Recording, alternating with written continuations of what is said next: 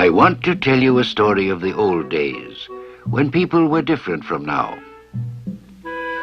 As you know, we Eskimos live in the land of the North Wind, a land of much ice and snow for the greater part of the year. But in spite of the cold, many animals live with us, and many beautiful plants grow during our short spring and summer. There are more animals, plants, and insects than one would expect to find in this cold land. I could not begin to count all of them. Instead, I will tell you about a few of these marvelous creatures. And when I am finished, you can go out into our snowy world and see for yourself that what I say is true.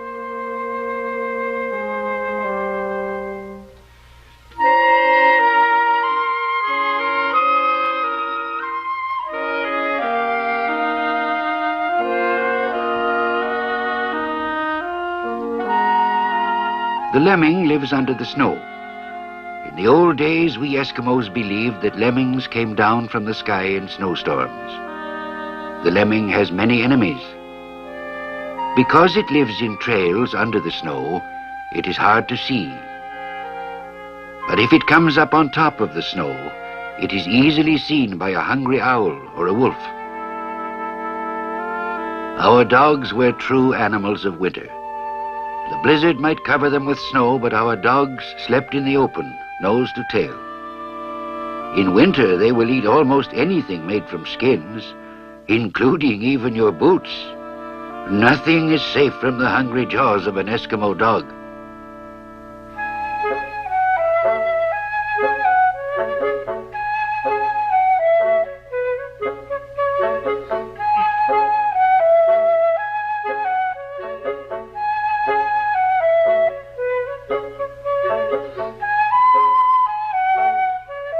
The seasons change.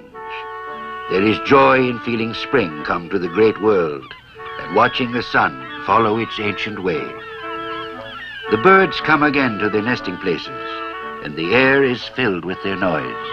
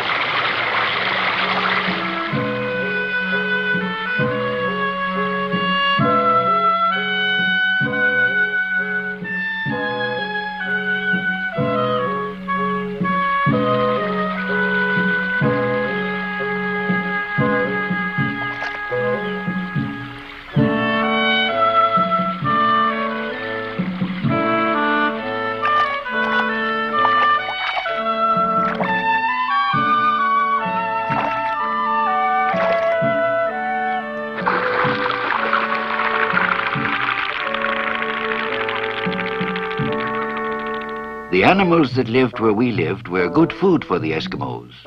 We were thankful for their presence. Smoke from the campfire brought joy to the hunter. The sound of pots on the boil drove away famine. The birds of the air were hunted, and the smallest bones were crunched in our teeth. To the Eskimo, all animals were a possible meal, and a duck or a gull stewing in the pot was a fine smell in the nose of a hungry man.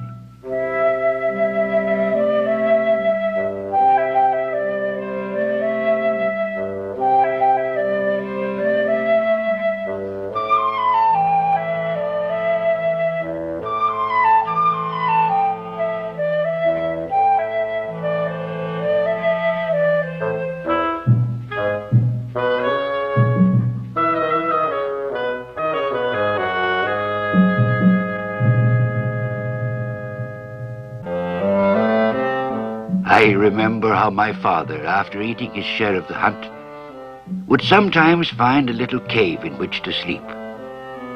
"Go from me now, Tuktu," he would say. "Leave me for a short time, that I might close my eyes and rest." Then, with a warm feeling in my heart, I would look at him lying there, sleeping peacefully. Sometimes our family would go on a trek, perhaps to the Stone Weir, the place of many fishes, or to pick berries on the hill. During these journeys, I would see many strange and wonderful things, including animals and birds. Said my father, "Your eyes are young, Tuktu. Watch carefully. Perhaps you will see a ground squirrel." And it was so. As a young boy, I remember finding berries where, in a few short weeks, deep snow would cover the earth. I love to go walking where berries grow. The fruit of autumn is on the hills. I love to go walking far away and pluck the fruit of the passing year.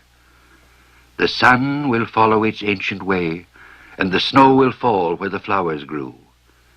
The snow will fall and cover the land. Then my thoughts will go out to a summer day, and I shall remember the world as it used to be.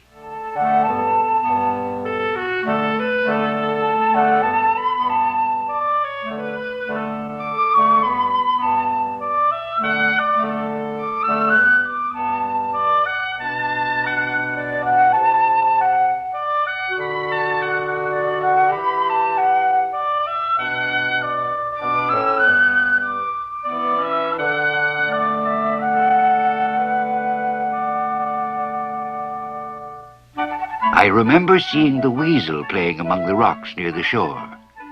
Here was a fierce creature, a bold hunter with a fiery spirit. My father once gave me the skull of a weasel. "Wear it as a good luck charm," he said.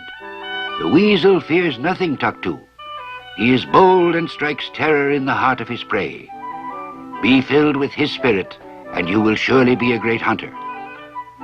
My father spoke true words. The weasel is a marvel among animals.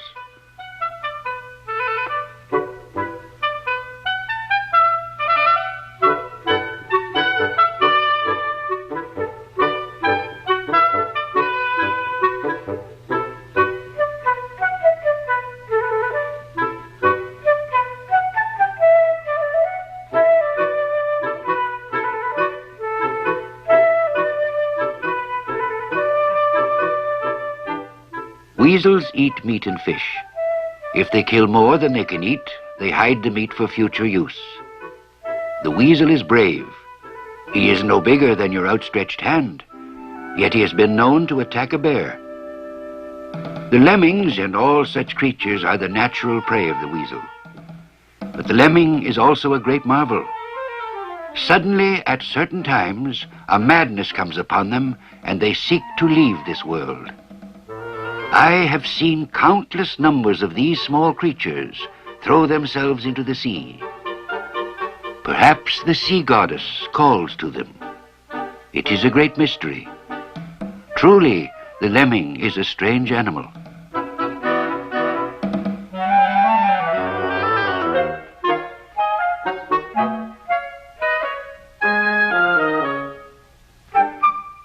Our world is full of birds that come and go with the passing seasons.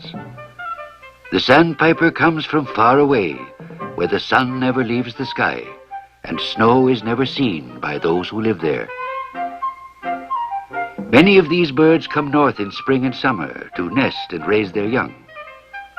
I remember asking my father to explain these great mysteries. "It is sufficient that they come and they go," he said. "To know more would be foolish. It is better that little Tuktu learns how to make a bow than fill his head with things that are useless."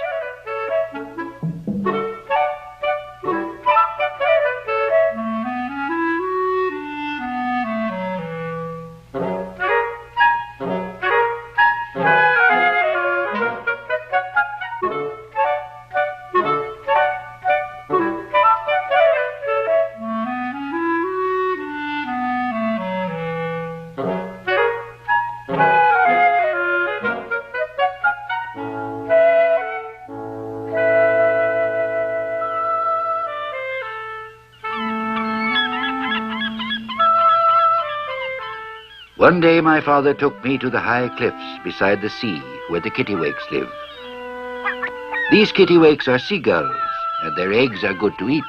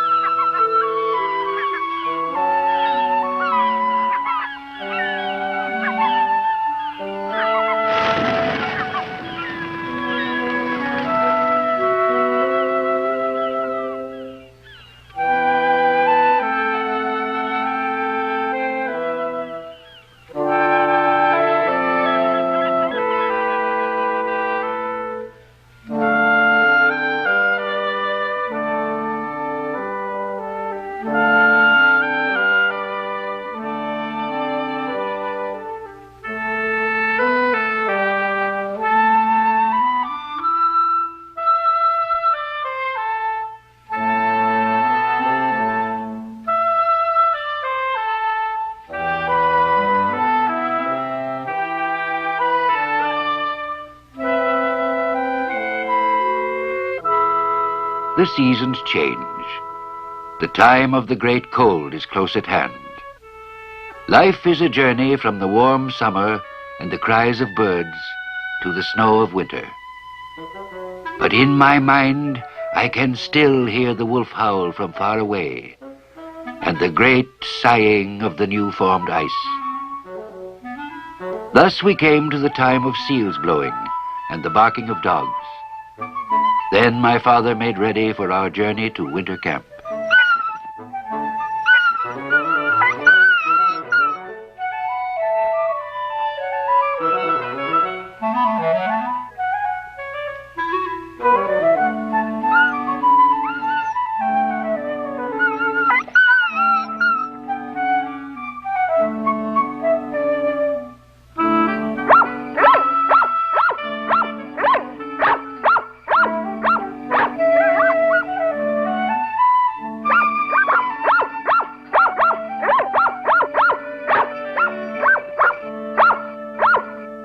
There is fear in feeling the winter come to the great world, and in watching the moon, now half moon, now full, follow its ancient way.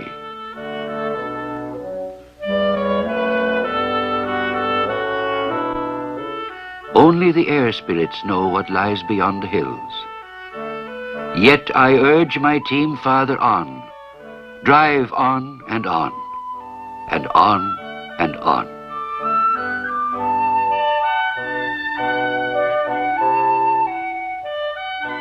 And that is the way we used to live.